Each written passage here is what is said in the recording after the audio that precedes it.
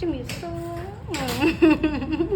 Mami ngày đang công nhân sườn núi class trang su mami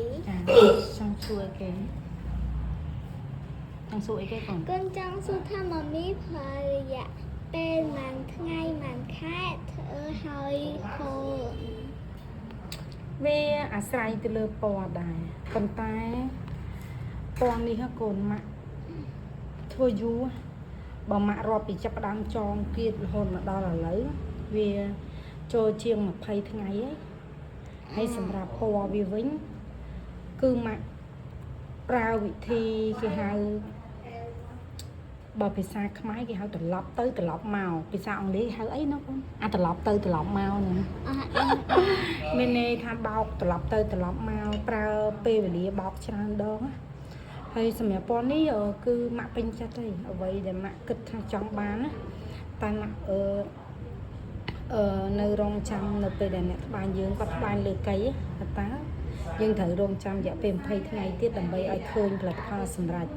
គុណឃើញមានពណ៌ឈូកសចាហើយពណ៌នេះវាប្លីងរបៀបលក្ខណៈវាប្រែពណ៌ចាហើយពេលម៉ាក់កាត់មើលទៅម៉ាក់ឃើញគៀតប៉ុណ្ណឹងគឺម៉ាក់សម័យឃើញថាហូលយើងគឺស្អាតហើយរចនាប័ទ្មហូលហ្នឹងគេហៅវាមានភាពបតៈបដិញគ្នាអញ្ចឹងពណ៌វាអញ្ចឹងគឺចេញមកយើងសម័យដឹងថាស្អាតតែម្ដងហើយអ្វីដែលម៉ាក់កំពុងតែគិតគឺម៉ាក់នឹងឆ្នៃនឹងរៀបចំពណ៌ផ្សេងទៀតដែលម៉ាក់កំពុងតែពិសោធន៍ឃើញ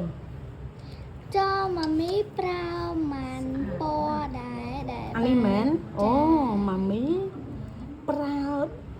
បើតាមការគិតរបស់ម៉ាក់ឈប់ម៉ាក់គិតតិចណាលើកទី1លើកទី2លើកទី3លើកទី4លើកទី1 1ពណ៌2ពណ៌4ពណ៌5ពណ៌ 5ពណ៌បោកត្រឡប់ទៅត្រឡប់មកឡើងចង់លក្ខណៈថាគេហៅគេហ្នឹងញញថ្មិញហាប់ណាស់កូនមិនងាយស្រួលទេកូនប៉ុន្តែពេលម៉ាក់ពងហាប់ចឹងម៉ាក់បូតទឹកអំពៅអស់មួយកៅទៅមានធម្មពលវិញភ្លាមហ្មងតិចហ្នឹងហើយនេះស្អាតណាស់កូនឃើញអូហូកូនស្អាតណាស់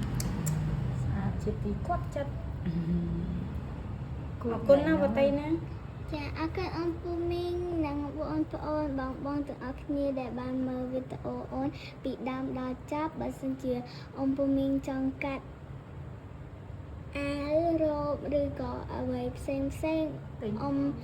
ពូមីងអាចតតងមកខាងអំពររាជធានីហូលខ្មែរបានអរគុណអូនពូមីងជំរាបលាអញ្ចឹងក៏ឲ្យអូនពូមីងសុខភាពល្អបញ្ចឹងវ៉ាបាយបាយ